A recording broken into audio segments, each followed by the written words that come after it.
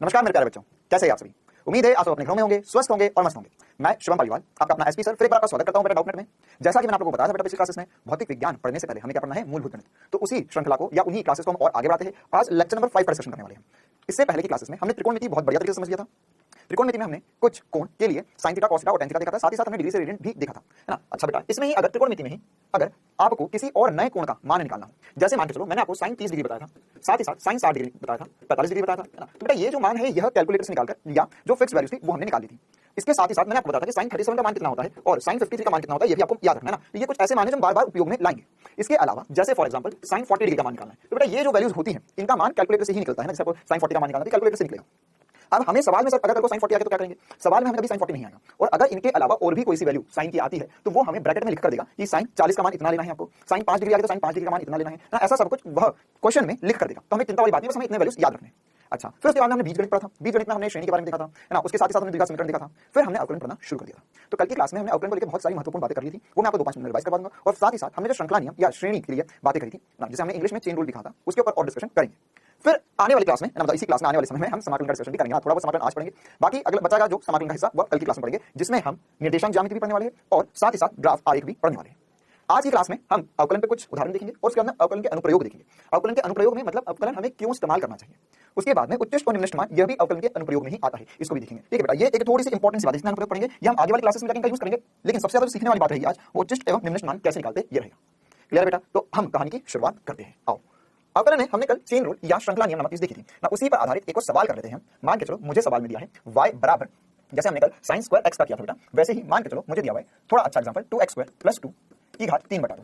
तो पहली बात तो हमें ये समझना होगा क्या इसमें वाकई में श्रृंखला नियम लगेगा। बिल्कुल लगेगा इसमें श्रृंखला नियम। क्यों? क्योंकि यहाँ पर एक फंक्शन है हमारे पास, एक फलन है, उसके बाहर घात है। ठीक है, मतलब इसको करने का तरीका मैंने आपको कैसे बताया था, पहले इसका किला बना लो, एक ब्लॉक बना लो, डब्बा सा बना लो ना, 2x plus 2x square plus x। अब इसके बाहर एक और कवच है जो है घात में 3 बटा 2। अब इसको कैसे सॉल्व करेंगे हम, इसको सॉल्व करने का तरीका क्या था सर, बाहर से तोड़ते हुए तो पहले घात 3 बटा 2 को तोड़ेंगे और अंदर वाले को नहीं छेड़ेंगे। तो अगर हम इसका dy बटा dx निकाल रहे हैं बेटा, तो अंदर वाले को नहीं छेड़ना है, तो 2x स्क्वायर प्लस x को नहीं छेड़ना है। इसको हमने ऐसा का ऐसा रख दिया, क्यों? क्योंकि ये तो अंदर कवच में है ना। अभी हम किसके साथ खेल रहे हैं, हम 3 बटा 2 के साथ खेल रहे हैं। तो 3 बटा 2 आगे आ जाएगा ना। हमें पता है सर कि अगर कोई भी एक फलन होता है उसकी घात 3 बटा 2 होती है, तो 3 बटा 2 को आगे लिया और घात में 3 बटा 2 -1 कर लो, गुणा फिर उसके अंदर वाले का अवकलन करना है। तो अंदर वाले का अवकलन क्या होगा, 2x स्क्वायर प्लस x। तो 2x स्क्वायर प्लस x का अवकलन तो सर ये होगा 2 तो बाहर आ जाएगा, x स्क्वायर का अवकलन करना है ना। अब मैं बाहर वाला तोड़ चुका हूं, मैं अंदर घुस चुका हूं, तो यहां पर x स्क्वायर का अवकलन कितना होगा बेटा, 2x प्लस x का अवकलन कितना होगा, 1।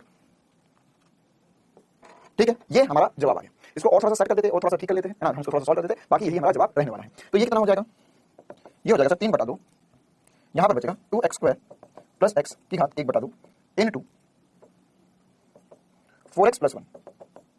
तो ये dy बटा dx आ गया, हमारा जवाब आ गया। ठीक है, इस प्रकार के हमें नियम पता होने चाहिए, इस प्रकार के अवकलन इतने, ये तो भी थोड़ा कठिन हो गया है ना, ऐसे भी इतना कठिन भी हमें आगे लिखने की जरूरत नहीं पड़ेगी ना, आगे पढ़ने की जरूरत नहीं पड़ेगी, छोटे छोटे जरूरत पड़ेगी। उसके लिए मैं आपको अभी एक शॉर्ट ट्रिक भी बताऊंगा, है ना। हाँ बिल्कुल बेटा, अगर श्रृंखला नियम में कुछ भी समस्या है तो उसके लिए मैं जबरदस्त शॉर्ट ट्रिक बताने वाला हूं आपको, जिस शॉर्ट ट्रिक से एसपी स्टार मेथड से आपको श्रृंखला नियम लगाना ही नहीं पड़ेगा। आप सवाल देखोगे और चुटकियों में आंसर बता दोगे। ठीक है, चलो तो वो सीखे हम। उससे पहले हमें असल में एक दो और फलन की बातें करनी होगी। जैसे हमने पहले बातें कर रखी है ऑलरेडी त्रिकोणमितीय फलन की, तो जैसे मैंने आपको बताया था त्रिकोणमितीय फलन के ये अवकलन होते हैं। तो वैसे ही बेटा हमें एक और नई बात सीखनी है। एक फलन होता है जिसको हम बोलते हैं e की पावर x, है ना, e की पावर x, या हम इसे एक्सपोनेंट कहते हैं, एक्सपोनेंट कहेंगे इसे। अब ये एक्सपोनेंट या e की पावर x क्या फलन होता है, ये क्या होता है, देखो जैसे हमने sin x cos x tan x पढ़ी, कुछ एक नई बात थी, वैसे ही बेटा e की पावर x भी होता है ना। अब ये क्या होता है ये समझते पहले तो। देखो बेटा, है ना, हमारे जीवन में क्या हुआ कि हमने एक्सपेरिमेंट्स करे, साइंटिस्ट लोगों ने बहुत सारे एक्सपेरिमेंट करे, तो फिजिक्स में, केमिस्ट्री में कुछ ऐसी बातें निकल कर आई या कुछ ऐसी बातें पता चली कि कुछ ऐसी घटनाएं भी हो रही है या ऐसी कुछ घटनाएं भी हो रही है जो पहले तो बहुत धीरे धीरे धीरे धीरे धीरे बढ़ रही है, फिर अचानक से पता नहीं क्या होता है वो एकदम से बढ़ने लग जाती है ना। मतलब क्या हो रहा है कि कुछ एक ऐसी गाड़ी है जो पहले तो बहुत धीरे धीरे चल रही है, आप उसे 1000 साल तक देखो वो हिली ही नहीं, वो यहाँ से यहाँ चली, फिर अचानक से पता नहीं क्या हुआ, एक दिन वो यहाँ से हर एक दिन बहुत तेजी से बढ़ने लगी। तो ये कुछ नई बात समझ में आई इस दुनिया में, है ना। जैसे अगर मैं समझूं, इसके अलावा मेरे पास ऐसा कुछ होता था पहले, x स्क्वायर होता है, x क्यूब होता है ना, x की घात 4 होता है। तो अगर मैं y बराबर इनमें से कुछ भी ले रहा हूं तो ये क्या है बेटा, देखो पहले अगर मैं इसमें एक मान रखा तो 1 रखूंगा तो 1 का स्क्वायर होगा, 2 रखूंगा तो 2 का स्क्वायर होगा, 3 रखूंगा तो 3 का स्क्वायर होगा, 4 रखूंगा तो 4 का स्क्वायर हो जाएगा। ठीक है, मतलब ये क्या हुआ, 1 का स्क्वायर 1 हो जाएगा, ये 4 हो जाएगा, ये 9 हो जाएगा, ये 16 हो जाएगा। तो क्या ये बहुत तेजी से बढ़ेगा आगे चल के? हाँ, बहुत तेजी से बढ़ेगा। अच्छा, ऐसे ही मैंने ये x का 3 कर लिया था तो 1 का क्यूब, है ना, 2 का क्यूब, 3 का क्यूब, 4 का क्यूब, ऐसा चलता। अच्छा, ये करता तो 1 की घात 4, 2 की घात 4, 3 की घात 4, ऐसे ही चलते जाता है ना, बहुत लंबे समय तक मान के चलने दिखाई सबको। तो हाँ सर ये मान तो बढ़ रहा है, लेकिन ये मान से भी तेजी से अगर कुछ मान बढ़ाना है मुझे ना, बहुत तेज बढ़ रहा है, तो उसके लिए एक और नया फंक्शन, जैसे हम यहाँ पे 2 3 4 5 6 ऐसे हमारे अंक होते हैं, है ना, ऐसे ही एक पाई नामक चीज भी हमने पढ़ी होती है हमारे जीवन में ना, पाई। तो ये पाई क्या होता है, इरेशनल नंबर होता है, इसकी वैल्यू 3.14 होती है और ऐसे अनंत तक बढ़ती जाएगी।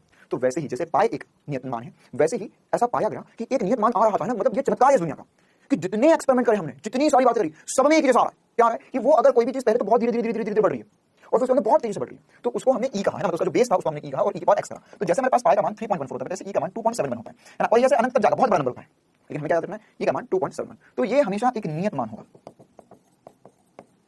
कांस्टेंट होगा। अब देखो मैं चमत्कार दिखाता हूं।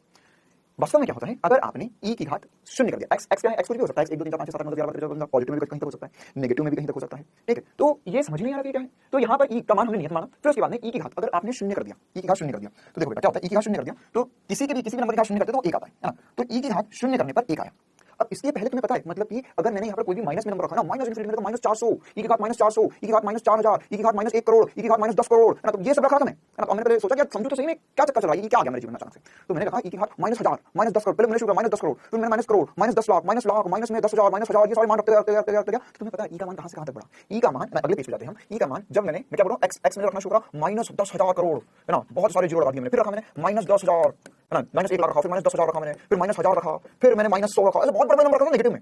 लेकिन ये सब जब मैंने ई की घात x किया तो ये मान मालूम है कितना आ रहा था, ये आ रहा था कुछ 0 दशमलव कुछ, है ना, मतलब ये जो मान था ये 0 से 1 के बीच में आ रहा है ना, ई की घात x का मान क्या आ रहा है, 0 से 1 के बीच में आ रहा है। ध्यान सुनना ना, ये इस दुनिया में कोई नहीं समझाता है, इतना गारंटीड है ना, सब बोलते हैं ई होता है, क्या होता है किसी को नहीं पता, ठीक है। अभी केमिस्ट्री में पढ़ोगे ये चीज लगी केमिस्ट्री में, तो वहां भी पता चलेगा ई होता है, लेकिन वास्तव में आया कहां से, ये है क्या चक्कर ई का, वो मैं तुम्हें समझाने की कोशिश कर रहा हूं। देखो तो मैं x का मान नेगेटिव में कुछ भी रख रहा हूं तो ई का मान 0 से 1 के बीच में आ रहा है, बहुत छोटा सा आ रहा है। लेकिन जैसे ही मैंने 0 को पार किया, मतलब कि नेगेटिव 10 रखा, नेगेटिव 5 रखा, फिर नेगेटिव 1 रखा, फिर मैं शून्य रखा, तो शून्य पर ई की घात शून्य करा तो वो तो 1 आ गया, और जैसे ही मैंने ई की घात शून्य के बाद में 1 किया तो वो 2.7, अरे ई का मान 2.7, तो तुम समझ रहे हो क्या वास्तव में हुआ, माइनस इन्फिनिटी से माइनस अनंत से कितना भी माइनस में कितना भी बड़ा नंबर रख दो तो वो हमेशा 0 से 1 के बीच में मान दिया था, मतलब क्या होता है, ये बहुत धीरे बढ़ रहा है, लेकिन जैसे 0 को पार किया, 0 ई की पावर 0 1 हो गया, और ई के बाद में अब कोई भी नंबर को बहुत तेजी से बढ़ रहा है, बहुत तेजी से, मतलब मान के चलो ई का 2 कर दी, फिर 2.71 का वर्ग हो जाता, तो बहुत बड़ा नंबर आ गया। पहले तो क्या था, अरे 0 से 1 के बीच में आ रहा था ये तो, है ना, फिर जैसे मैंने मान बढ़ा तो बहुत तेजी से, मतलब बहुत तेजी से बढ़ गई, तो कुछ अनोखी बात हुई, अनोखा फलन आ गया। तो ये ई की पावर x से हमने से चिन्हित करना शुरू कर दिया। तो अगर मेरे पास y बराबर ई की पावर x होता है, ये बहुत अनोखा है इस दुनिया में, देखो तुम्हें पता भी चलेगा, अगर ई की पावर x होता है ना,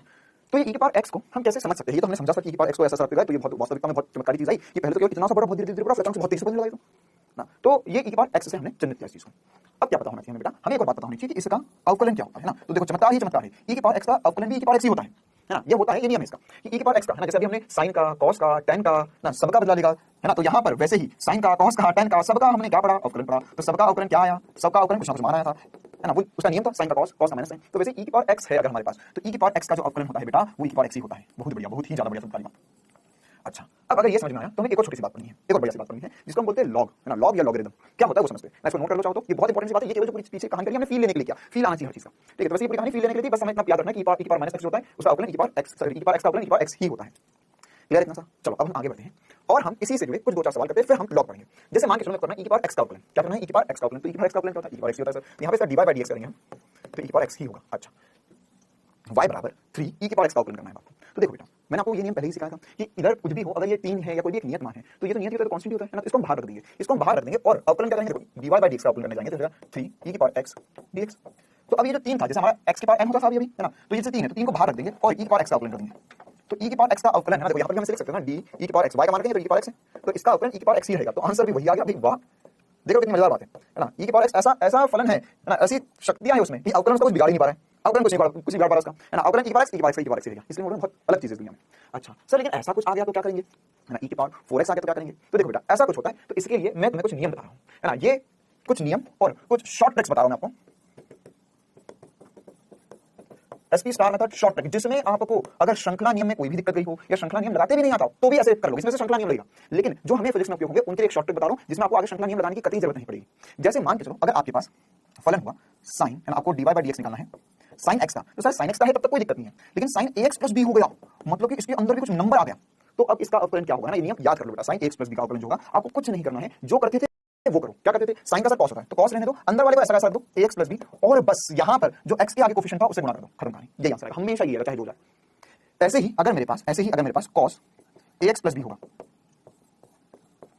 तो इसका जो आंसर आएगा बेटा, इसका आंसर आएगा, कुछ नहीं करना है, cos का तो माइनस साइन होता है, तुम्हें पता है, हां सर माइनस साइन होता है, अंदर वाले को ऐसा कर दो ax + b और a को आगे गुणा में कर दो, है ना, अवकलन करना है तो यहाँ पे जो नंबर था उसका आगे गुणा कर दो, और b गया, b से कोई मतलब ही नहीं है, b तो नियत मान था तो गया उड़ गया, a से ही मतलब है ना, और यहाँ पर a कर दो। ऐसे ही मान के चलो अगर आपको e की पावर यहाँ पर 4x दिया ना, e की पावर ax + b बन गया, कर दो, है ना, e की पावर x का तो आता है, लेकिन e की पावर ax + b कोई भी नंबर आ गया तो तुम्हें कुछ नहीं करना है, फिर से तुम्हें e की पावर ax + b को ऐसा कैसा कर देना, क्योंकि e की पावर x का अवकलन e की पावर x ही होता है, तो e की पावर ax + b का अवकलन e की पावर ax + b होगा, लेकिन बस जो x का कोफिशिएंट था उससे मल्टीप्लाई कर दो, ये आंसर है। है ना। यही तीन सबसे ज्यादा हमें उपयोग में आएंगे। ये करना था हमें श्रृंखला नियम से, लेकिन हमने निकाल दी शॉर्ट ट्रिक, बिल्कुल जुगाड़ क्या कि जो एक्स का कोफिशिएंट है उससे डिवाइड कर दो, सारी कहानी बनेगी हमेशा और हमेशा के लिए।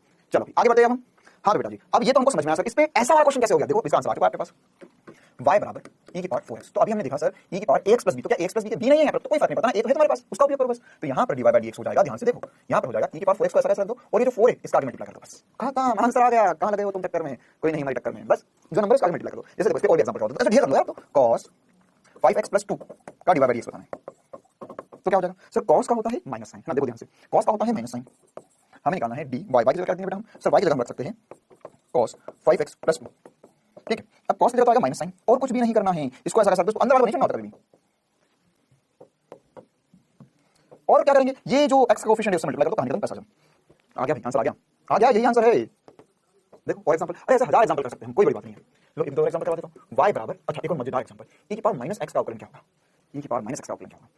सर ये तो बहुत डिफिकल्ट है, नहीं डिफिकल्ट है, सोचो थोड़ा सा। देखो dy बाई dx करना है हमें, तो यहाँ पर dy बाई dx तो नहीं पता हमें, तो dx, अच्छा e की पावर माइनस x लिख सकता हूँ कैसे मैं, हाँ सर e की पावर माइनस x बिल्कुल लिखा जा सकता है। अब ये बताओ कि x के आगे क्या है, x के आगे क्या है सर, माइनस नहीं, नंबर बताओ सर, माइनस 1 है। अरे क्या है x के आगे, माइनस 1 है, तो बस मैं कुछ नहीं करूंगा, यहाँ पर मैं से लिख सकता हूँ ना, ऐसा लिख सकता हूँ d e की power minus 1 into x upon में dx। तो जो माइनस 1 है ये क्या है, ये x मल्टीप्लाई में आ गया, तो अब ये हमारा a का मान आ गया। तो बस कुछ नहीं करना है, हम यहाँ पर ये लिखेंगे माइनस 1 e की पावर, ये ऐसा ऊपर वाला नहीं चढ़ना, ऊपर वाला नहीं चढ़ना, ये हमारा आंसर आ गया। क्या करना है, जो भी x का कोएफिशिएंट होगा उससे सीधे सीधे मल्टीप्लाई कर दो, आंसर आ जाएगा। ऐसे कितने भी खतरनाक सवाल बना लो यार, तुम एक्सपर्ट हो चुके हो। मान के मैंने बोला sin 5x का डिफरेंशिएशन बताओ, dy बाई dx बताओ इसका, ऐसा तो खुद ही सवाल बना के खुद ही जवाब निकाल लो। हाँ सर इसका निकाल देते हैं, ये हो जाएगा sin 5x अपॉन में d है, यहाँ पे dx आ गया। अच्छा अब यहाँ पे क्या दिखा है, sin का डिफरेंशिएशन तो cos होता है, बिल्कुल चमत्कारी बात। अच्छा अब आगे ये x के आगे क्या है, x के आगे सर 5, तो यार 5 से मल्टीप्लाई करो, खत्म कहानी, आंसर आ गया। मत पढ़ो चक्कर में, कोई नहीं हमारे चक्कर में, ये 5 अरे 5 मल्टीप्लाई हो गया, आंसर आ गया। तुम कुछ नहीं करना, x का जो नंबर है उसका मल्टीप्लाई करो, अंदर वाले का समझो, कहानी खत्म, पैसा खत्म। चलो आगे बढ़ते हैं। और ये जो हमने सब सीखा ये बेसिक सी बात है ना। अब अभी जब हमने e की पावर x एक और नई बात सीखी बेटा, तो वैसे ही एक और नई बात सीखते जिसको हम बोलते हैं लॉग या लॉगरिथम। देखो ये भी बहुत चमत्कारी सी चीज है ना, जैसे हमने त्रिकोणमितीय फलन का अनुपात देखा, वैसे अब ये लॉग की बात करने वाले हैं। अब पहले तो हमें ये समझना होगा सर, लॉग का अवकलन करने से पहले सर हम छोटे बच्चे हैं, सर हमने नहीं पढ़ा लॉग कभी, प्लीज पढ़ा दो हमें। देखो बेटा पहले लॉग पढ़ लेते हैं ना, लॉग नहीं पता तो मेरे गणित वाले बच्चे हो नहीं, तो पहले लॉग क्या होता है ये मैं तुम्हें समझा रहा हूं। क्या हुआ ना, इसके लिए कहानी सुनेंगे ना, कहानी से ही समझेंगे सारी चीजें, पूरी वजह से कहानी की तरह याद हो जाएगी तुम्हें। अगर मान के चलो 2 की पावर 3 लिखा हुआ है, तो ये कितना होता है सर, 2 की घात 3 इतना तो आता है, ये 8 होता है, बिल्कुल सी बात है, 2 की घात 3 8 हुआ, बढ़िया सी बात। अच्छा अगर मैंने तुम्हें बोला होता 10 की घात 2 तो कितना होता, 100। 10 की घात 5, तो सर ये लो 5 जीरो लगा लो, 1 2 3 4 हाँ 5। तो देखो ये सब हम कर सकते हैं, लेकिन चक्कर क्या हो रहा था दुनिया में कि सर जब भी ये कर रहे थे ना, तो यहाँ पर आंसर बड़े बड़े आ रहे हैं, बहुत बड़े बड़े आंसर आ रहे हैं। तो यहाँ पर ई की ये x की घात 2 लिखा हुआ, x की घात 3 लिखा हुआ है, अगर x की घात 1000 लिख दूं मैं, x की घात 1000 मतलब कि 10 के आगे 1000 जीरो लगाने पड़ जाएंगे। तो लिख दिया, लो 10 का 10 ही कर दूंगा, यहाँ पे 1 के आगे 10 जीरो लगाने पड़ जाएंगे, 1 2 3 4 5 6 7 8 9 10, बहुत मुश्किल है। तो ऐसे तो नंबर तो मैं यहाँ बड़े थोड़ा भी नंबर बढ़ाता हूँ तो 2 3 4 तो कम करते आए, लेकिन इसका 50 इसके बाद 1000 इसका 10,000 करना है, तो इसको बहुत बड़े बड़े नंबर बन जाएंगे। तो ऐसे तो बहुत मुश्किल होगी जीवन में। तो इस दुनिया में फिर से लोगों के दिमाग में एक नया आइडिया है, गणित वालों के दिमाग में, उन्होंने सोचा कि यार ये जो तुम घात में लिखते हो इसको मैं क्या दूसरे रूप में लिख सकता हूँ, इसका रूपांतरण कर सकता हूँ। तो उन्होंने बोला बिल्कुल कर सकते हैं। देखो उन्होंने बोला कि यार ये जो लिखा हुआ है इसको हम जनरल फॉर्म में लिख देते हैं। जनरल फॉर्म में मतलब a की घात b बराबर c, ऐसा हमने मान लिया ना, a कुछ हो सकता है b कुछ हो सकता है, उसके बराबर करेंगे तो c आएगा, है ना, व्यापक रूप हो गया इसका। अब उन्होंने बोला कि यार ये जो है इसको आप कुछ ऐसा घुमा कर तोड़ मरोड़ कर लिख लो ताकि आपका आंसर आसान आने लग जाए। जैसे इसमें ये जो लिखा बेटा, इस पे हम लेंगे अब लॉग, क्या लेंगे, लॉग। चिंता मत करो, हिंदी में भी लॉगरिथम ही बोलते हैं, है ना, लॉग। तो ये लॉग क्या होता है, देखना ध्यान से देखना, बस यही है जिंदगी की इसमें, ये एक लॉग सेंटी लॉग समझ में आ गया ना, बस आखिरी कहानी, उसके अलावा सब कुछ बनेगा। चिंता मत करो, मैं जबरदस्त ट्रिक बताऊं तुम्हें। अब इसमें हमें लेना है लॉग, तो क्या लिखेंगे, लॉग मतलब होता है LOG। देखो ये लॉगरिथम का जो शॉर्ट फॉर्म होगा वो LOG लॉग है, ठीक है बेटा। अब अगर मैंने इसमें लॉग लिया तो ये इसको बोलेंगे कैसे और लिखेंगे कैसे, ये समझना चाह रहे हैं ना। तो देखो बेटा यहाँ पर क्या होता है लॉग में कि a की घात b बराबर c है, तो इसमें यह बेस होगा, ये घात में से पावर करेंगे और ये अपना रिजल्ट हो जाएगा, ठीक है। तो लॉग लेते ही क्या हो जाएगा, लॉग लेते ही क्या हो जाएगा, यहाँ पर c a बराबर b, देखो क्या होगा, c पे लॉग लिया मैंने, तो ये जो a था, जो a था ये मेरा क्या था, बेस था, ठीक है, ये मेरे लिए पावर थी और ये मेरा रिजल्ट था।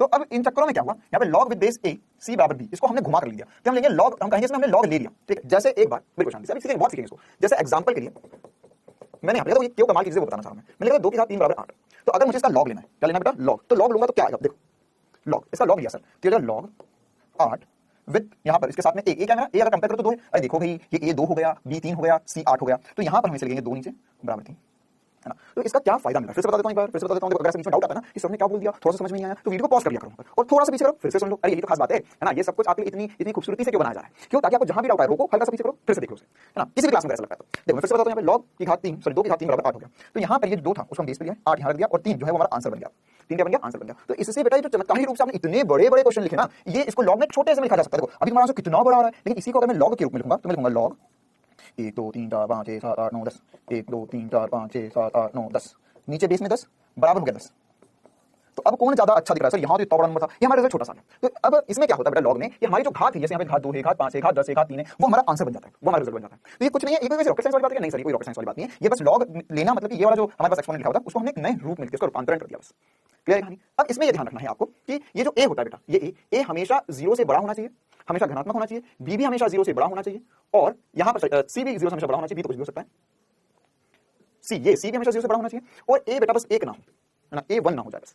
ठीक है, कैसे देखते हैं, ये छोटी सी बात है, आपको ध्यान रखना पड़ेगी ना। अब हम एक बार पहले प्रैक्टिस करेंगे लॉग से एंटी लॉग लेने की, फिर ये सब क्यों हो रहा है वो भी समझते हैं। देखो, अगर मान के चलो इसको समझने जैसे ट्रिक बता दो, इसकी कुछ एकदम जिंदगी भर में याद हो जाए, तो उसी के लिए देखो एक स्टार मेथड बता रहा हूं, है ना, एसपी स्टार मेथड, जिससे आप देखो ये मेरे खुद के मेथड है, 7 साल 6-7 साल जितने साल से पढ़ा था, हर एक चीज का हमने नया मेथड बना लिया, जिससे आपके दिमाग में परमानेंट चिपक जाएगा। देखो, अगर आपको लॉग और एंटी लॉग लेना है तो वाकई में हो क्या रहा है मालूम है, ये लॉग लिया, लॉग है मतलब ए सी बी ये लिखा है। अब ये सर बना a की घात b बराबर c, ये क्या है, ये बस लिखने के रूप है, लिखने के रूप है, ये इसका एक रूप लॉग का कहलाएगा और एक नॉर्मल रूप घात का, जो हम लिखते हैं। तो बेटा देखो, अगर तुम इससे इसमें जा रहे हो, है ना, मतलब ये लॉग से नॉर्मल रूप में जा रहे हो, तो हम इसे कहेंगे एंटी लॉग। एंटी मतलब क्या होता है, किसी चीज का उल्टा। अंटी नहीं बोलो, अंटी जी वाला अंटी नहीं है, एंटी है, एंटी मतलब कि किसी का उल्टा। वैसे ही अगर आप इधर से इधर जा रहे हो, मतलब कि a की घात b बराबर c लिखा हुआ है और आपने बनाया log with base a c बराबर b, तो ये कहेंगे हम लॉग लेना। क्या कहेंगे? लॉग लेना। क्लियर है मजेदार सी बात? तो ये anti log log anti log log anti log log log anti log anti log log. तो सर इसमें ट्रिक क्या हुई? देखो, अब मैं बताने जा रहा हूं तुम्हें ट्रिक। वास्तव में तुम्हें पता है क्या होता है, तुम्हें ये सब कुछ ऐसा याद करना है। देखो, लॉग हो या एंटी लॉग हो, है ना, हमेशा ये जो ए है ना, जो यहाँ लॉग के चरणों में बैठा है, जिंदगी इसी की झंझट में है ना, सबसे बड़ी जिंदगी इसी की गड़बड़ है। ये जैसे ही लॉग जाएगा इस दुनिया से, है ना, मतलब ये लॉग गया, एंटी लॉग ले लिया हमने, तो जैसे ही लॉग गायब होगा तो ये जो ए है ये इधर जाएगा और बी को अपने सिर पे बिठा लेगा, है ना, बी को अपना ताज बना लेगा और दुनिया का राजा बन जाएगा। देखो यही होगा, जैसे ही लॉग गया तो उसके बाद में ये जो ए था वो गया, सी वहीं रहेगा, सी को नहीं हिलाना है, कभी भी सी को नहीं हिलाना है। हिलाना किसको है? ए को। ठीक है, ए को हिलाना है, मतलब कि जैसे ही लॉग गया इस दुनिया से तो ये गया ऊपर और इसने ए ने बी को अपने सिर पे बिठा लिया और सी को अलग कर दिया, है ना। लेकिन जैसे ही लॉग आया इस दुनिया में, जैसे ही लॉग आया इस दुनिया में, तो क्या बोला, मैं फिर से मैं एक बार करके बता देता हूं, लॉग विद बेस, यहां पर हमने लिखा है लॉग विद बेस ए सी बराबर बी। तो जैसे ही लॉग भागा इस दुनिया से तो ये ए गया इधर और बोला चलो भाई अपन अब राजा है आपसे। ठीक है, फिर मान के चलो लॉग वापस आ जाता है इस दुनिया में, लॉग वापस आ जाता है, मतलब तुम्हें वापस से ये इसका लॉग लेना है, तो उसके लिए क्या होगा, सबसे ज्यादा मुश्किल में कौन पड़ेगा? जो सबसे ज्यादा होशियार बन रहा था, ए गया था भागकर। अब जैसे ही लॉग आएगा तो ए आएगा, माफ कर दो भैया, मुझे माफ कर दो प्लीज, आज के बाद नहीं करूंगा ऐसा, और ये जो ए है ये वापस से दुबक्के बढ़ जाएगा, देख सी वही रह गया और अब बी वापस अपने अस्तित्व में आ गया। ए वापस से दुबक्के इधर आया, जैसे लॉग आया तो ए इधर भागता है, सी वही रह गया, बी वही रह गया, बी नीचे बढ़ जाएगा। फिर आई टेक से बात समझ में है ना, क्या करना है तुम्हें? ए को घुमाना है बस, ए को इधर घुमाना। जैसे अभी जो हमने एग्जांपल किया उसमें ही देख लो, मान के चलो मैंने तुम्हें बोला था 2 की घात 3 बराबर 8, है ना, चलो थोड़ा सा एग्जांपल बदल देते, 2 की घात 5 कर लेते हैं।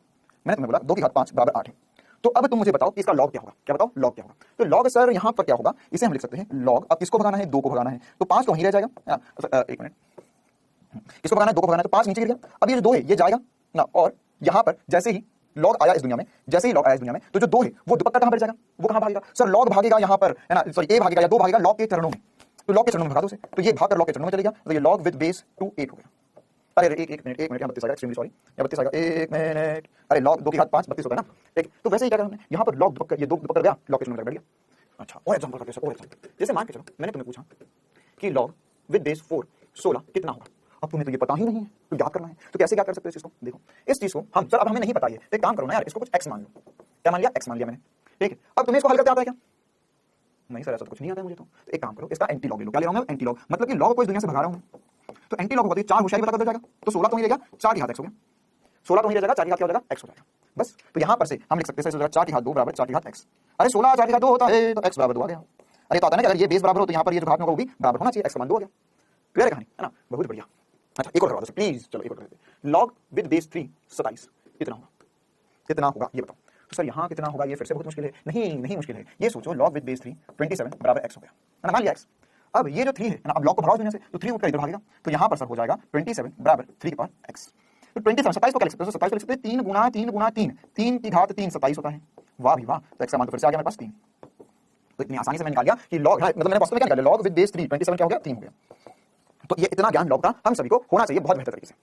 क्लियर है यहाँ तक की कहानी? किसी को कोई भी समस्या? हाँ तो बेटा ये अब हमने लॉग को बिल्कुल बेसिक फील से समझ लिया कि लॉग होता क्या है और लॉग के बारे में क्या क्या पता होना चाहिए। अब देखो बेटा क्या होता है, ये लॉग में बेस जो है, मतलब बेस मतलब कि यहाँ पर जो अंक लिख रहे हैं ना, जैसे 3 था या 4 था या a था, सर a का मान आपने अभी बताया कि a का मान 1 मत करना कभी भी, है ना। हाँ, a का मान हमेशा 0 से बड़ा होगा, 1 नहीं होगा। क्यों नहीं होगा? क्योंकि देखो इसके लिए एक एग्जांपल बताता हूं मैं आपको, फिर लॉग से जुड़ी एक और महत्वपूर्ण बात है। अरे मान के चलो हमारे पास लिखा हुआ है लॉग 1 1, ये किसके बराबर होगा? अगर मैंने आपसे पूछा लॉग विद बेस 1 1 किसके बराबर होगा, तो सर ये किसके बराबर होगा अब हमें नहीं पता, तो हम करेंगे लॉग 1 1 बराबर x। तो सर इसका अगर मैं एंटी लॉग लूंगा तो ये 1 बराबर 1 की घात x, हाँ 1 बराबर 1 की घात x। अब चमत्कारी बात ये है कि x का मान 0 भी हो सकता है और x का मान 1 भी हो सकता है। कैसे? अगर मान के चलो तुमने x का मान 0 कर दिया, तो हमें पता है सर कि यहाँ पर 1 बराबर 1 की घात शून्य हो जाएगा। तो ये हमें पता है सर किसी की भी घात शून्य करोगे तो 1 आ गया, मतलब 1 बराबर 1 हो गया। वाह, मतलब x का मान 0 हो सकता है। या अगर मैंने यहाँ पर x का मान 1 रख दिया होता, तो x का मान 1 रखा होता तो क्या होता सर, यहाँ पर होता 1 बराबर 1 की घात 1, तो सर ये तो फिर से 1 बराबर 1 आ गया, मतलब x के दो मान संभव हो गए। तो 1 बराबर 1 आ गया ना, मतलब x के मतलब यहाँ पर log विद बेस 1 1, ये x बराबर 0 पे भी हो रहा है, log विद बेस 1 1 1 भी हो रहा है। तो इसलिए बेटा ये गलत हो गया। क्यों गलत हो गया? एक ही चीज के दो सॉल्यूशन नहीं लिख सकते हैं, एक ही मान आएगा। तो इसीलिए गणित वालों ने क्या कहा कि भाई ये सब कुछ गलत है, तुम्हारा यहाँ पर कभी भी ये जो तुम्हारा क्या था a था ना, अगर हमने समझा था log with base a c बराबर b लिखा था हमने, तो मैथ्स वाले साइंटिस्ट ने बोला कि जो a होगा वो कभी भी 1 के बराबर नहीं लेंगे और 0 से बड़ा ही लेंगे, है ना, यही सही होगा, a का मान 1 नहीं हो सकता कभी। क्लियर है ना? अच्छा, अब इसमें क्या होता है बेटा, लॉग में कुछ प्रॉपर्टीज होती है जो आने वाली क्लासेस में जब भी हमें जरूरत पड़ेगी मैं आपको बताऊंगा क्या क्या प्रॉपर्टीज होती है। और उसके साथ ही साथ जो लॉग होता है बेटा वो दो प्रकार से डिफाइन होता है। सर दो प्रकार से मतलब क्या होता है? देखो, लॉग में हम दो प्रकार से बेस ले सकते हैं, यहाँ पे जो अंक ले रहे हैं दो ले सकते हैं, ऐसे तो अनंत कुछ भी ले सकते हैं, लेकिन स्टैंडर्ड जो हमें बार बार उपयोग होंगे, है ना, उसके लिए हम क्या करते हैं, यहाँ पर लॉग विद बेस 10 a बराबर c ले लेते हैं, और एक होता है log with base e a बराबर c। ठीक है, तो दो बेस हमको हमेशा यूज करना है, मतलब हमारे जितने सवाल होंगे उनमें हम दो ही बेस यूज करेंगे, लॉग विद बेस 10 और log with base e। Log with base 10 क्यों ले रहे हैं? क्योंकि हमें पता है सर कि बेस 10 लेने से देखो यार ये 10 वाले नंबर जो है वो बहुत बार उपयोगी होते हैं, और यहाँ पर इनका स्क्वायर करना या इनकी घात 5 करना 10 करना काफी आसान होता है। तो इसलिए एक बेस क्या लिया गया, लॉग विद बेस 10 लिया गया, और लॉग विद बेस e का मान 2.71 इसके भी कहानी समझाई, तो ये लॉग विद बेस e लेते हैं। ठीक है, अब ये लॉग विद बेस e लिखा हुआ ना बेटा, तो इसे हम ऐसा लिख सकते हैं, देखो a कुछ भी हो सकता है, c कुछ भी हो सकता है, तो इसे हम ln a बराबर c लिख सकते हैं, है ना। क्या लिखा है? लॉग विद बेस e को ln भी कहते हैं, लॉग विद बेस e को ln भी लिख सकते हैं। ठीक है, तो इसको ऐसा भी लिख सकते हैं और log विद बेस भी लिख सकते हैं, ln भी लिख सकते हैं, दोनों एक ही चीज है ना, बस कहने का तरीका अलग अलग है। क्लियर है इतना सा? चलो अब हमें आगे क्या पढ़ना है, असल में अवकलन का क्या चक्कर है सब में। देखो, अवकलन में ये चक्कर है बेटा कि यदि, अब ये बहुत ज्यादा इंपॉर्टेंट बात है, यदि मैंने कहा log विद बेस e मतलब क्या हो गया, ln x बराबर y हो जाए, जैसे बराबर c था, ये बराबर a था, तो एक जगह x मान लिया हमने और c की जगह y मान लिया, मतलब ये x और y में एक फलन बन जाए। किसमें फलन बन जाए? x और y में फलन बन जाए। तो यहां पर dy बटा dx क्या हो जाए, dy बटा dx क्या हो जाए? आ रही बात समझ में? log with base e x बराबर y हो जाए तो dy बटा dx कितना हो जाए, मतलब log विद बेस e, है ना, इसे हम क्या लिख सकते हैं, log with base e x बराबर y भी लिख सकते हैं, दोनों एक ही चीज है। तो इसका अवकलन क्या होगा ये याद रखना है आपको, है ना। तो यहां पर हम लिख रहे हैं अवकलन log with base e x बटे में dx, ये बराबर होता है 1 बटा x के। विनम्र अनुरोध इसका रट्टा लगा लो, ये हमें बहुत उपयोग में आएगा। log with base e x का अवकलन क्या होता है, 1 बाय x। इसका भी अवकलन कर सकते हैं, है ना, इसका थोड़ा जटिल हो जाता है ना, इतना जटिल हमें नहीं पढ़ना, हमें बस log with base e x का अवकलन पता होना चाहिए, है ना। अगर इसका कभी जरूरत पड़ती है आने वाले समय में तो मैं बता दूंगा, वैसे हमको जरूरत नहीं पड़ेगी पूरे नीट के सिलेबस में इसकी। ठीक है, साथ ही साथ अगर मान के चलो ऐसा लिखा होता log, अब देखो यहां पर फिर से स्टार मतलब काम आ जाएगा तुम्हारे, log ax plus b d बटा dx, यहां पर तुम्हारी ट्रिक काम आ जाएगी। अगर log विद बेस x का अवकलन 1 बटा x है, तो इसका जो अवकलन होगा बेटा वो होगा 1 बटा ax प्लस b। ठीक है, इसका अवकलन कर दिया और क्या करना है, x का जो कोफिशिएंट है उससे गुणा करना है, मतलब गुणा में e, बस ये हमारा आंसर आ गया। क्लियर? जैसे इस पे एक एग्जांपल कर लेते हैं, यही जो आखिरी लाइन लिखी हुई है ना, मैंने इसको हाईलाइट कर देता हूं अलग से आप लोगों के लिए, ये बहुत ज्यादा इंपॉर्टेंट है और इसी का उपयोग या इसी चीज को समझने के लिए मैं इतनी मेहनत भी कर रहा था। log ax प्लस b, ठीक है, जैसे इस पे एग्जांपल कर लेते हैं कि सर मान के चलिए अगर हमारे पास ऐसा होता log, हमारे पास होता 2x plus 5, log with base e 2x plus 5 बराबर y है, हमें इसका अवकलन पूछा है, तो इसका अवकलन क्या होगा? अब इसका अवकलन जो हो जाएगा बेटा वह हो जाएगा, ध्यान समझना, इसलिए लिखता हूं d log with base e ln लिख दिया 2x प्लस 5 बटा dx, तो इसको नीचे ले आऊं, ये 1 बाय 2x प्लस 5 इनटू 2, कहानी खत्म, ऐसा आ जाऊं 2 बटा 2x प्लस 5 इसका अवकलन हो गया। यही हमें सीखना था, यही हमारे लिए सबसे ज्यादा इंपॉर्टेंट सी बात थी। इतना सबको मुझे पूरी उम्मीद है बहुत बढ़िया तरीके से चमका होगा। क्लियर है बेटा, है ना। तो लॉग एंटी लॉग कैसे लेते हैं ये याद रखना है हमको, है ना, ये एसपी स्टार मतलब से लॉग एंटी लॉग कैसे लेते हैं, और उसके बाद में ये लॉग का अवकलन क्या होता है ये ध्यान रखना है हमको, बस इतना ध्यान रखना है, तो पूरा लॉग हमें आगे काम आ जाएगा और आगे हमें से सारी बातें बनेगी। क्लियर है इतना सा, है ना। चलो अब हम आगे बढ़ते हैं, और अगर सर हमारे पास एक एग्जांपल करवा रहा हूं बहुत ही बेहतरीन सा, मान के चलो हमारे पास लिखा हुआ log with base e a बराबर x, तो यहां पे इसका एंटी लॉग कैसे लेंगे? तो इसमें क्या बेहतरीन है बेटा, क्योंकि देखो हमारे पास क्या होगा, ज्यादातर जगह log विद बेस e ही आएगा, है ना, log with base e 99% log with base e आने वाला है, तो वहां पर हमें इसका log एंटी लॉग लेना, डिफरेंशिएशन वगैरह सब कुछ बढ़िया से बनना चाहिए, तो हम इसका एंटी लॉग लेंगे। अब e को वहां पे पता होता है a बराबर e की पावर x। क्लियर है कहानी, है ना। तो ये छोटी मोटी बातें जो हमें बिल्कुल बढ़िया तरीके से याद होना चाहिए। चलो, तो ये हमने सब कुछ अवकलन में जितना हमें आना चाहिए था, जिन जिन फलन का अवकलन आना चाहिए था वो सब कुछ सीख लिया है ना। इसके अलावा भी अगर कुछ आगे जरूरत पड़ती है बेटा तो क्लासेस के दौरान ही जब हमको जरूरत पड़ेगी तो मैं आपको बता दूंगा उसी वक्त, ठीक है। लेकिन इसके अलावा हमें और जरूरत नहीं पड़ेगी, 99.99% हमने सब कुछ पढ़ दिया है। देखो अब हम एक बहुत ही महत्वपूर्ण सी चीज की तरफ बढ़ते हैं जिसको बोलते हैं फलन का उच्चतम एवं न्यूनतम मान, उच्चिष्ट एवं निम्नष्ट मान। ये एक और नई कहानी है। ये क्या है, असल में जो हम अवकलन पढ़ रहे हैं उसके अनुप्रयोगों में से एक चीज है, ठीक। तो अब यहाँ पे हमें क्या करना होगा, जैसे मान के चलो मेरे पास यहाँ पर y और x के बीच में एक ग्राफ है।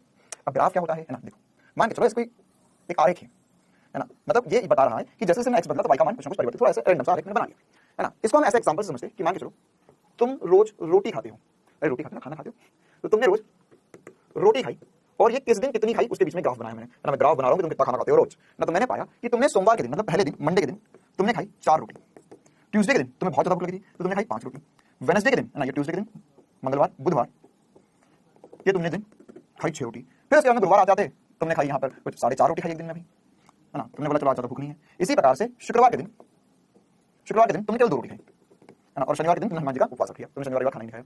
तो अगर मैं तुमसे ऐसा पूछूं, तो ध्यान समझना मैं क्या पूछ रहा हूं। मैंने ऐसा पूछा कि तुम न्यूनतम कितनी रोटी खाते हो, है ना, न्यूनतम कम से कम कितनी रोटी खाते हो। तो कैसे बताओगे सर? कम से कम 2 रोटी खा सकता हूं मैं।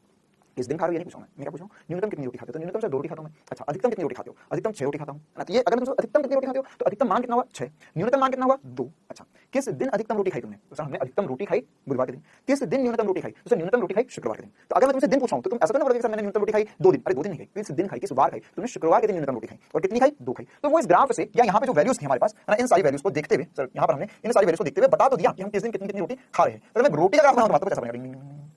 ठीक है, तुम किस दिन ज्यादा खाते हो, फिर खाते हो। तो वैसे ही कुछ ग्राफ है एक्स और वाई, है ना, यहाँ पर कुछ वेरिएबल हो सकते हैं, कुछ अचर राशि हो सकती है, तो ये परिवर्तित हो रही है। तो अगर मैं तुम्हें इस ग्राफ में पूछूं कि कब उच्चिष्ट और कब निम्निष्ट मान आया है, तो तुम बोलोगे कि सर यहाँ पर ये कुछ मान दिख रहा है मुझे जो निम्निष्ट है, और उच्चिष्ट मान मतलब अधिकतम कितना है सर? यहाँ अधिकतम मान। तो अधिकतम मान को हम वाई मैक्स बोल देते हैं और न्यूनतम को Y minimum. Maximum minimum, maximum मतलब अधिकतम और मिनिमम मतलब न्यूनतम। अच्छा, किस पर न्यूनतम आ रहा है? तो सर ये x बराबर पे न्यूनतम आ रहा है। किस पर अधिकतम आ रहा है? इस पर सर अधिकतम आ रहा है। जैसे x1 बोल दिया, x2 बोल दिया। तो अगर मैं तुम्हें इस ग्राफ में पूछूं कि किस पर अधिकतम मान है तो क्या बोलोगे? सर x2 पर अधिकतम मान है। फिर मैंने पूछा तुम्हें कितना अधिकतम मान है, तो तुम ये वाली वैल्यू जो होगी वो बताओगे मुझे। क्लियर है कहानी, है ना। तो ये सब ग्राफ से देखना तो बड़ा आसान था हमारे लिए सर, लेकिन हमें इस दुनिया में हमेशा ग्राफ बनाकर दे हर कोई ये जरूरी भी नहीं है। तो वास्तव में बेटा क्या हो रहा है यहाँ पर, हमें इसको और बेहतर तरीके से समझना होगा कि सर अगर मान लीजिए ग्राफ नहीं होता, ग्राफ तो बहुत आसान सी बात है, लेकिन ग्राफ नहीं होता तो क्या होता? तो देखो बेटा अब हमें थोड़ा सा भी अभी ग्राफ से हम पढ़ेंगे कि अगर कोई भी आरेख है ना, अगर मेरे पास कोई भी समीकरण तो आरेख या ग्राफ कैसे बनेगा वो पढ़ेंगे हम। लेकिन अभी हमको ग्राफ को लेकर 2-3 छोटी छोटी बातें और समझ में आनी चाहिए। देखो बेटा क्या हो रहा है यहाँ पर, है ना, अगर मेरे पास कोई भी एक ग्राफ है, जैसे छोटे से ग्राफ से शुरुआत करते हैं, dy बटा सॉरी y और x के बीच में ग्राफ है, ग्राफ ऐसा बढ़ रहा होगा ना, कुछ भी वैल्यू बढ़ती जा रही है, मैंने रैंडम ग्राफ बना दिया। ठीक है, तो अब यहाँ पर क्या हो रहा है, अगर मैं तुमसे ये पूछूं कि यहाँ पर इस बिंदु पर, इस बिंदु से इस बिंदु पर जाने पर क्या x में कोई परिवर्तन आया? तो बोलोगे सर हाँ x में परिवर्तन आया। अच्छा, कोई y में परिवर्तन आया? हाँ सर y में भी परिवर्तन आया। ठीक है, तो ये y में परिवर्तन को हमने डेल्टा y बोल दिया और x में परिवर्तन को डेल्टा x बोल दिया। ठीक है, ये परिवर्तन आया। तो बेटा यहाँ पर अगर मैं ये देखना चाहूँ कि x परिवर्तित करने से, x में कितना परिवर्तन करने से y में कितना परिवर्तन आया, x में कितना परिवर्तन करने से y में कितना परिवर्तन आया, इसको मेजर करना है मुझे। तो ये कैसे कर सकता हूं मैं? तो ये मैं सोचा, बहुत सोचा कि कैसे करे कि अगर सर x बदला तो y कैसे बदलेगा। तो असल में इसका एक जवाब मुझे मिला, है ना। क्या जवाब मिला? मान के चलो मेरे पास एक छोटा सा त्रिभुज है ना, देखो बहुत इंटरेस्टिंग सा जवाब मिला मुझे। एक मेरे पास त्रिभुज है और यहाँ पे मैंने एक लाइन खींच दी, तो ये एक कोण में थीटा बोल सकता हूँ। यहाँ पर क्या बोल सकता हूँ? एक कोण थीटा बोल सकता हूँ। तो थीटा के सामने वाली जो भुजा होती है मुझे पता है सर ये लंब होती है, तो इसे मैंने बता y बोल दिया और इसे मैं x बोल दिया। तो x में और y में और थीटा में क्या कोई संबंध है मेरे पास? x y और थीटा में क्या मेरे पास कोई संबंध है? सर नहीं है। अरे है, दिमाग पे जोर डालो, त्रिकोणमिति में कुछ पढ़ा है, बिल्कुल सही बात। तो हमने पढ़ा था सर कि tan थीटा बराबर y बटा x होता है। ठीक है, तो अब उसी चीज का हमने यहाँ पर उपयोग करने की सोची। अब क्या हो रहा है बेटा, देखो वास्तव में यहाँ पर इस बिंदु से इस बिंदु पर जाने में, इस बिंदु से इस बिंदु पर जाने में क्या हो रहा है? x में परिवर्तन आया और साथ ही साथ कुछ y में भी परिवर्तन आया। तो अब मैं चाहूं तो ये परिवर्तन कितना हो रहा है, कैसे हो रहा है वो देख लूं। तो वो देखने के लिए मैंने क्या किया, यहाँ पर असल में एक छोटा सा त्रिभुज बना दिया। इसमें जूम करके दिखाता हूं। इस त्रिभुज को मैं जूम करा, बहुत जूम करा, तो सर देखो क्या होगा, ये एक लाइन है, बहुत बड़ी लाइन है ना, तो ये लाइन तो बहुत बड़ी थी, इसको बहुत बड़ा बना दो। और यहाँ पर ये मेरे पास ये वाली जो लाइन है, लंब जो है, वो डेल्टा y हो गया। डेल्टा y क्यों बोल रहा हूं मैं इसे? क्योंकि देखो यार यहाँ पर कुछ ना कुछ मान होगा, तो कुछ ना कुछ मान में परिवर्तन आया है। तो मान में परिवर्तन के लिए क्या लिखना पड़ेगा मुझे? डेल्टा y लिखना पड़ेगा, y माइनस y। इसी प्रकार से यहाँ पर x में भी परिवर्तन आया है, तो इसमें बोल सकता हूँ डेल्टा x। क्या बोल सकता हूँ? Delta x। और यहाँ पर कोण थीटा, ये कोण किसके साथ है? ये कोण देखो यार, ये x अक्ष के साथ कोण है, तो ये जो कोण होगा वही कोण ये भी होगा। अरे पूरी एक सरल रेखा है, तो यहाँ पर कोण थीटा होगा तो यहाँ पर भी कोण थीटा ही होगा। तो मैं चाहूँ बेटा तो यहाँ पर tan थीटा लिख सकता हूँ, इसे लिख सकते हैं डेल्टा y बटा डेल्टा x, लिख सकते हैं डेल्टा y बटा डेल्टा x। अब ये मेहनत क्यों करी जा रही है इतनी सारी? वास्तव में अभी जो हमने अवकलन पढ़ा वही tan थीटा था। क्या बात कर रहे हो सर? हाँ देख, अगर मान के चलो मैंने इस डेल्टा को या जो ये अंतराल था उसे बहुत बहुत बहुत छोटा कर दिया, तो अवकलन यही तो पढ़ा था कि अगर डेल्टा बहुत छोटा हो जाए, डेल्टा क्या हो जाए? बहुत छोटा हो जाए, तो यहाँ पर हम उसे tan थीटा के बराबर लिख सकते हैं dy बटा dx। अवकलन में क्या पढ़ा था हमने? अवकलन में यही पढ़ा था कि tan थीटा क्या होता है? dy बटा dx होता है। बहुत छोटा हो गया तो ये tan थीटा बन गया। अब अगर ये tan थीटा बन गया है, अगर ये tan थीटा बन गया है तो क्या मतलब निकला इसका? देखो अब अगर तुम्हें थीटा पता चल जाए तो मतलब ये चमत्कार ही बात होगी कि तुम्हें ये पता था कि ये ग्राफ, ये एक आरेख है, तो इस आरेख में तुमने अवकलन सीख लिया। अवकलन सीख लिया मतलब तुमने ये सीख लिया कि असल में उसका tan थीटा कितना है, और tan थीटा पता है तो तुम कोण बता सकते हो ना। जैसे मान के चलो तुमने लिखा y बराबर x स्क्वायर, अब देखो चमत्कार पे चमत्कार होंगे। y बराबर x स्क्वायर, तो क्या तुम इसका dy बटा dx निकाल सकते हो? हाँ सर dy बटा dx निकाल सकता हूँ। तो dy बटा dx कितना हो जाएगा? 2x हो जाएगा। तो वास्तव में तुम्हें पता है क्या पता चल गया? तुम्हें असल में इसका ढाल पता चल गई, इसका tan थीटा पता चल गया। अब ढाल क्या होती है वो समझते हैं, पहले tan थीटा समझ लेते हैं। तो tan थीटा क्या है ना? tan थीटा है सर यहाँ पे dy बटा dx को मैं क्या लिख सकता हूँ सर 2, और इसे ही मैं tan थीटा लिख सकता हूँ। तो मैंने लिखा tan थीटा बराबर 2x हो गया। तो सर ये तो मान ही नहीं आया। तो बेटा यह हर एक बिंदु पर, अब देखना ध्यान समझना, ये जो y बराबर x स्क्वायर है, इसमें हर एक बिंदु पर क्या हो रहा है बेटा? हर एक बिंदु पर यहाँ पर परिवर्तन आता जा रहा है ना। क्या परिवर्तन हो रहा है? कोण परिवर्तित हो रहा है। जैसे अगर मैंने तुम्हें बोला होता कि यहाँ पर इन दोनों बिंदुओं के बीच में बताओ, इन दोनों बिंदुओं के बीच में बताओ कि यहाँ पर कोण कितना है। तो सर यहाँ पर खींचते तो थीटा हो जाता। हाँ, तो ये थीटा छोटा है, ये थीटा बड़ा है। बिल्कुल सर। अच्छा, यहाँ पर अगर मैं परिवर्तन देखता हूँ तो सर ये तो बहुत ही बड़ा थीटा हो जाता। तो थीटा 1, थीटा 2, थीटा 3। देखो बेटा क्या हो रहा है वास्तव में, जैसे जैसे ये चीज हम आरेख में अगर फिर से पढ़ेंगे ना, वहाँ पे ढाल फिर से देखेंगे, सब कुछ फिर से बताऊंगा मैं पूरा। ठीक है, तो वास्तव में क्या होता जा रहा है यहाँ पर, जैसे जैसे जैसे जैसे हम ऊपर की तरफ जा रहे हैं तो यहाँ पर क्या हो रहा है, यहाँ पर कोण बढ़ता जा रहा है ना। ये जो कोण है असल में कोण, उसी को हम क्या कहते हैं, उसी के tan थीटा को क्या कहते हैं, हम ढाल कहते हैं। क्लियर है इतनी सी बात, उसके tan थीटा को क्या कहते हैं, हम ढाल। तो इसको हम बोल सकते हैं कि यह असल में मेरे पास ढाल आ गया है। तो अगर मैंने tan थीटा का मान निकालना चाहा, tan थीटा का मान निकालना चाहा x बराबर 1/2 पर, है ना, मतलब कि यहाँ पर x बराबर 1/2, एक बार ग्राफ बना लेते हैं इसका। x बराबर 1/2 क्या होगा, यहाँ पर होगा x बराबर 1/2। तो यहाँ पर अगर मैंने एक लाइन खींची है ना, इस लाइन को हम स्पर्श रेखा भी कहते हैं। यह सब कुछ जब हम ग्राफ पढ़ेंगे उसमें फिर से रिवाइज करेंगे। ठीक है, अभी के बताइए कि हमको थोड़ा सा उपयोग करना है ना, थोड़ा सा उपयोग करना है। तो असल में हमारे पास क्या पता चला सर कि यह जो चीज है ना, यहाँ पर अगर x बराबर 1/2 पर देखूं मैं, x बराबर 1/2 पर, तो यहाँ पर tan थीटा का देख सकता हूँ। tan थीटा हो जाएगा सर 2x, क्यों, क्योंकि y बराबर x था। ये मैंने dy बटा dx निकाला मैंने, तो dy बटा dx क्या होता है, tan थीटा होता है। तो यहाँ पर मैं लिख सकता हूँ 2 गुणा x, x का मान 1/2 आ गया, तो ये हो गया 1। तो tan थीटा 1 के बराबर। क्या तुम्हें ऐसा कोण पता है जिसमें tan थीटा 1 होता है? बिल्कुल सर, ये तो 45 डिग्री होता है। मतलब कि ये वाली जो लाइन खींची ना, इसका कोण 45 डिग्री आई। देखो चमत्कार, कोण निकल गया यहाँ से, 45 डिग्री का कोण है। तो ऐसे हर एक बिंदु पर हम ढाल पता कर सकते हैं और उसका कोण पता चल जाएगा। क्लियर है ना। तो अब क्या हो रहा है बेटा, हमारे पास ये जो हम अवकलन पढ़ रहे थे या इसमें जब उच्चिष्ट और निम्निष्ट मान देख रहे थे हम, तो इसमें क्या हो रहा है, यहाँ पर अगर मैं देखो ढाल को देखने का एक और तरीका होता है कि आपने हाथ कैसा रख सकते हो ना, ये सब ग्राफ में फिर से जाकर पढ़ेंगे, चिंता मत करो। ठीक है, तो यहाँ पर ढाल शून्य होगा, ढाल बड़ा ढाल शून्य हो गया, फिर ढाल में परिवर्तन हो रहा है, ये तो लाइन से घूमती हुई जा रही है। अरे हर जगह पर मैं कोण देखूंगा तो बदल रहा है कोण।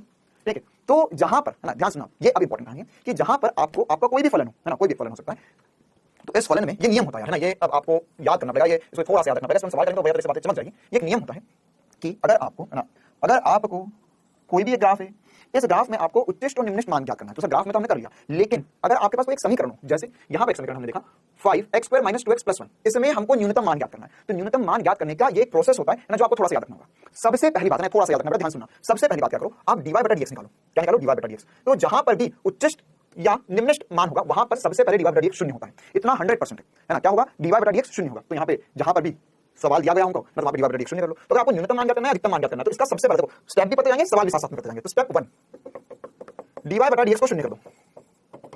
तो इसका dy बटा dx निकालो, सर ये हो जाएगा 5 × 2x - 2 × x का हो जाएगा 1 + 1 का हो जाएगा 0, ये आ जाएगा 0 के बराबर। तो ये हो जाएगा 10x माइनस कितना आ गया 2 बराबर हो गया 0। तो यहां से अगर हमने dy बटा dx को शून्य कर दिया तो ये आ गया, इसको उधर ले जाओ 2, ये नीचे चलेगा 10, तो ये 1/5। तो dy बटा dx आया जहां पर शून्य, कहां पर शून्य, x बराबर 1/5 था। मतलब क्या है, मतलब क्या है, यहाँ पर देखो ध्यान सुनना, जहां पर dy बटा dx शून्य होगा वहां पर या तो उच्चिष्ट मान है या तो निम्निष्ट मान है। इतना पक्का है, क्या है, उच्चिष्ट मान या निम्निष्ट मान। dy बटा dx शून्य, सबसे पहले दिमाग में बात करनी चाहिए, dy बटा dx शून्य करूंगा तो या तो उच्चिष्ट आएगा या निम्निष्ट आएगा। फिर दूसरी कहानी इसमें होती है बेटा कि यदि dy बटा dx शून्य है और उसी को देखो, ध्यान समझना इस चीज को, ये इंटरेस्टिंग सी बात है ना, अगर मैंने dy बटा dx को ही वापस से जो मेरे को आया, dy बटा dx आया मेरे पास, मेरे पास एक समीकरण था, उसको मैं अवकलित करा, तो dy बटा dx होगा, उसको फिर से अवकलित कर दूं मैं, फिर से अवकलित कर दूं, और अगर उसका फिर से अवकलन करने पर ग्रेटर 0 आ गया तो वहां पर निम्निष्ट मान होता है। क्या मान होता है, निम्निष्ट मान। इसी प्रकार से अगर d स्क्वायर, देखिए d स्क्वायर y बटा dx क्या है, ये फिर से अवकलित कर दो, फिर से अवकलित कर दो, दो बार अवकलन कर दो, तो फिर से अवकलित करोगे तो ये d स्क्वायर y बटा dx क्या होगा, <0 तो इसमें उच्चिष्ट मान आता है।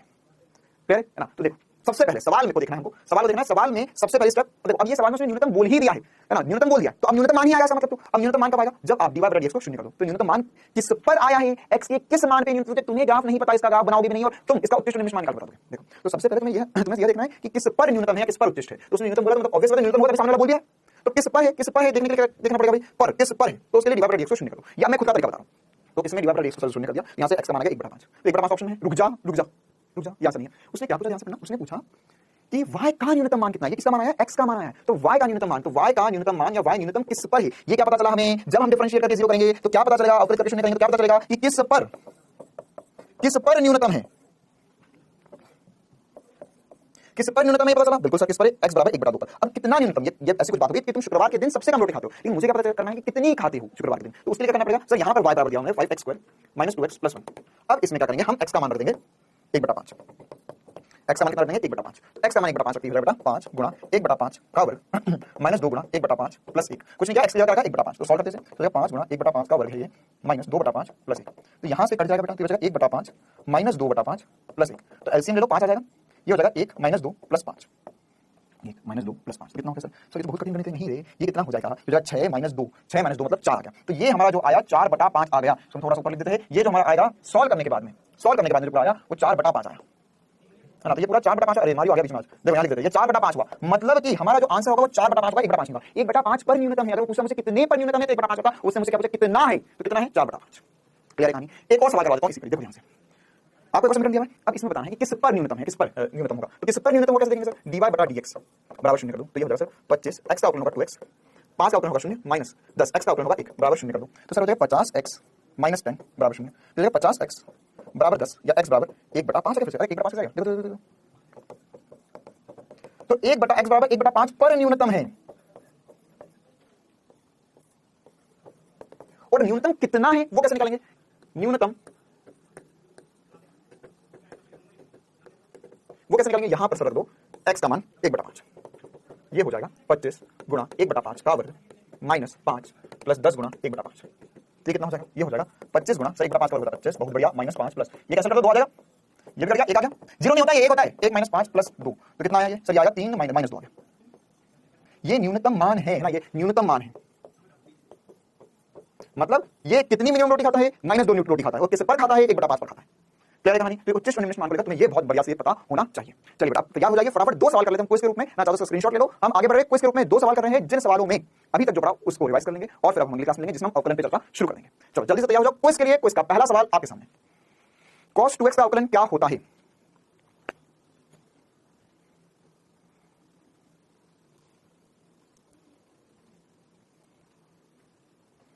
हाँ आ गया, शॉर्टकट बता दी, शॉर्टकट देखो तो सर ये तो आपने एसपी स्टार मेथड से बताया था, ये तो एक लाइन का सवाल है हमारे लिए, ये हो जाएगा cos 2x बटा dx। तो अब क्या करेंगे, cos का अवकलन कितना होता है, sin होता है सर, तो बेटा sin 2x को लिख दो, माइनस sin 2x को लिख दो ऐसा। अब क्या करना है, 2 से गुणा कर लो, कहानी खत्म, पैसा हजम, आंसर आ गया 3। एक लाइन का सवाल, चुटकी बजाती खत्म। चलो भाई आगे बढ़ते हैं, e की पावर 2x का अवकलन क्या होगा, e की पावर 2x का अवकलन से बहुत डिफिकल्टी नहीं है, क्या करोगे इसे, d e की पावर 2x बटा dx, ये dy बटा dx हो गया। अब क्या करूंगा, e की पावर 2x को ऐसा कैसे रख दूंगा सर, बस ये जो है सारी गुणा कर दूं, कहानी खत्म, पैसा हजम, 2 आ गया आंसर। लो यार बहुत ये श्रृंखला नहीं लगेगा इसमें, लेकिन तुम नहीं लगाओगे, तुम मजदूर नहीं बनना है, तुम्हें दिमाग से खेलना है, बस आगे 2 मल्टीप्लाई करो, कहानी खत्म। क्लियर बेटा, चल अब हम फटाफट 1 मिनट में रिवाइज कर लेते हैं जो पढ़ा हमने। सबसे पहली बात पढ़ी थी अवकलन है ना, अवकलन के अनुप्रयोगों में हमने क्या देखा था, उच्च श्रेणी निम्न मान, और उसके पहले हमने लॉग वगैरह देखा था। तो लॉग में हमें क्या रखना चाहिए कि e की पावर, फिर से लिख देता हूं सबसे पहले, e की पावर x पता होना चाहिए, इसका अवकलन जो होता है सर e की पावर x ही होता है, e की पावर ax राइट, नियत मान है, तो इसका अवकलन क्या हो जाएगा, a गुणा e की पावर ax हो जाएगा, e की पावर ax प्लस b होगा तो भी कोई घबराने वाली बात नहीं है, इसका अवकलन क्या हो जाएगा, e की पावर ax प्लस b और एक आगे गुणा कर लो,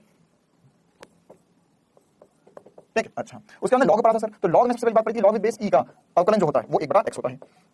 इसी में अगर x के आगे कोई भी नंबर आ जाए तो हमें डरने का नहीं है, ये हो जाएगा a बटा, है ना, देखो क्या करना है, ax प्लस b को तो नीचे रखना है, ये पूरे को नीचे रखना है और x को कोएफिशिएंट से मल्टीप्लाई कर देना है, बस आ गया आंसर। तो ये सब अवकलन की नई बातें हमने पढ़ी, वो इंपॉर्टेंट है। और उच्चिष्ट और निम्निष्ट मान निकालने के लिए क्या करना पड़ेगा, सबसे पहले dy बटा dx को शून्य कर दो, तो जो शून्य कर x का मान निकालोगे उस पर उच्चिष्ट या निम्निष्ट होगा, और कितना होगा वो चेक करने के बाद वैल्यू रख दो, बस क्लियर है। चलो भाई तो ये इतना हमने आज पढ़ लिया ना, अब ये कल की क्लास में हम मिलेंगे जिसमें हम आगे चलकर अवकलन समाकलन पे चर्चा करेंगे ना बेटा। होमवर्क आपको क्लास खत्म होती ही आप नहीं मिल जाएगा, ठीक है, होमवर्क कर लेना बढ़िया तरीके से, और अब कल की क्लास में समाकलन, ठीक है बेटा। तो जितना रिवाइज कर लो, मिलते हैं क्लास में, तो बेटा से पढ़ते रहो, स्वस्थ रहो, मस्त रहो, थैंक यू।